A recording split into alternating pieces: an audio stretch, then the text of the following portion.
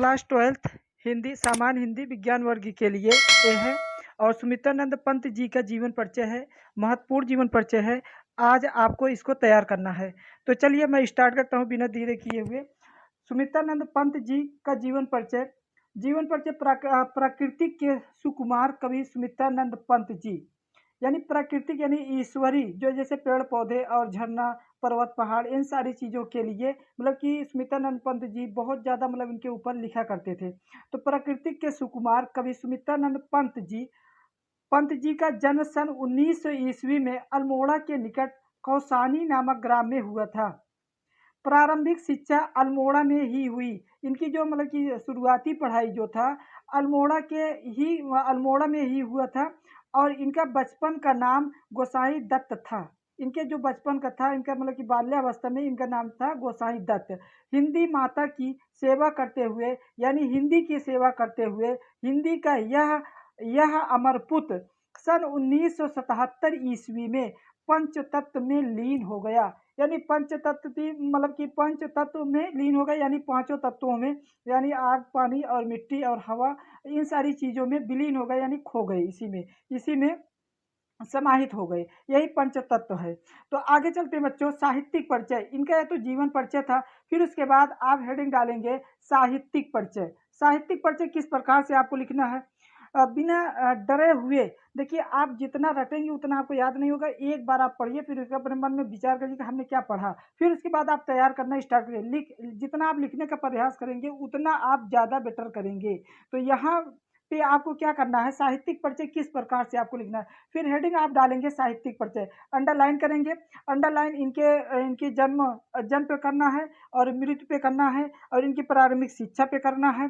बस 2-3 चीज़ों पे और इनके जिले पे करना है, अंडरलाइन करना है, ताकि आप उन बच्चों से अलग हट के रहें जो बच्चे मतलब कि बिना मतलब कि देखे हुए मतलब ऐसे लिखते चले जाते हैं। अंडरलाइन करेंगे, आप एक विशेष वर्ग के बच्चों में शामिल हो जाएंगे। तो साहित्यिक परिचय। सुमित्रानंद पंत जी का प्रथम कविता गिरजे का घंटा। गिरजे का घंटा उनका क्या था, प्रथम कविता, मतलब कि पंत जी की प्रथम कविता जो थी उनका नाम था गिरजे का घंटा। 1916 ईस्वी में प्रकाशित हुई। तत्पश्चात इनकी रचनाएं उच्छ्वास, देखिए यहाँ पे इन्वर्टेड कामा हमने डाल दिया है, उच्छ्वास। फिर उसके बाद आप अंडरलाइन मारेंगे, गिरजे का घंटे पे अंडरलाइन मारेंगे आप। सन 1916 ईस्वी में प्रकाशित हुई थी। तत्पश्चात इनकी रचनाएं उच्छ्वास एवं ग्रंथ सन 1920 ईस्वी में प्रकाशित हुई। साथ ही सन 1927 ईस्वी में वीणा, 1928 में ईस्वी में पल्लव, मतलब देखिए सारी चीजें हैं, आपको अंडरलाइन करना है, नामक कविता संग्रह प्रकाशित हुए। कुछ दिन काला कांकर में ठहरे। काला कांकर एक जगह का नाम है, वहां पे इन्होंने कुछ दिन तक रुके हुए थे। तो ये आगे बढ़ते बच्चों। फिर उसके बाद इन्होंने क्या किया, पुनः प्रयाग आकर यानी इलाहाबाद आकर रूपभा नामक पत्रिका का संपादन कार्य संभाला। इलाहाबाद मतलब कि आज भी प्रयागराज नाम है उसका, और इलाहाबाद में आ गए। फिर उसके बाद रूपभा नामक कवि पत्रिका का संपादन इन्होंने किया। आगे देखते हैं बच्चों। एक बार आप देख लीजिए, आपको अगर नोट बनाना है तो आप नोट्स बना के अच्छे से फिर उसके बाद आप लिखना स्टार्ट कर दीजिए। देखिए, आप नोट कर लीजिए। आगे चलते हैं।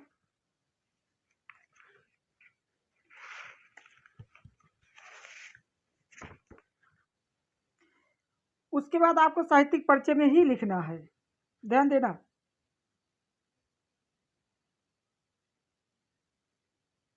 यहाँ पे देखना, अरविंद घोष जी से मुलाकात के बाद, अरविंद घोष जी इनके मित्र रहे होंगे। पंत जी अरविंद दर्शन की ओर उन्मुख हुए और रचनाओं से में अरविंद दर्शन को पिरोया। तो जहाँ उनसे मिले थे तो उसके मतलब कि दर्शन में जो जो चीजें थी उन चीजों को देखिए, कवि जो होते हैं जहाँ पहुँचते हैं वहाँ की वो मतलब कि निकाल लेते हैं, अपने शब्दों में उसको ढाल देते हैं। यही तो कवि की कला होती है। तो अब देखिए यहाँ पे इन्होंने क्या किया है। काला बूढ़ा और चांद पर साहित्य अकादमी पुरस्कार, लोकायतन पर सोवियत एवं चिदंबरम नामक कृत पर ज्ञानपीठ पुरस्कार प्राप्त किया। अब यहाँ पे रचनाएं, इनकी प्रमुख रचनाएं कौन कौन सी हैं, प्रमुख कृतियां निम्नलिखित हैं। अगर मान के चलिए आपको नहीं है तो यहीं तक आप लिख दीजिए, फिर उसके बाद आप यहाँ रचनाएं लिख दीजिए। प्रमुख कृतियां निम्नलिखित हैं। लोकायतन, गुंजन, वीणा, ग्रंथि, पल्लव। इसमें से 2-3 जितना आपको याद होता है कि वीणा, पल्लव, ग्रंथि, बस इतना डाल दीजिए, बहुत है। फिर उसके बाद आप लिखेंगे अन्न, स्वर्ण, धूल, स्वर्ण, किरण, उत्तरा, युगपथ, अतिभा, युगांत, युगवाणी, ग्राम्य आदि। आप देखिए थोड़ा-सा आप अच्छे से अगर लिखेंगे ना, तो एग्ज़ामिनर समझेगा कि बच्चा के पास ज्ञान है और बच्चे ने अच्छे से लिखा है और आपको नंबर दे देगा। बहुत ज़्यादा आपको विस्तार में लिखने की कोई आवश्यकता नहीं, आप काम अपना चला सकते हैं। तो चलते हैं बच्चों, फिर आपको मिलते हैं किसी और वीडियो में, तब तक के लिए धन्यवाद।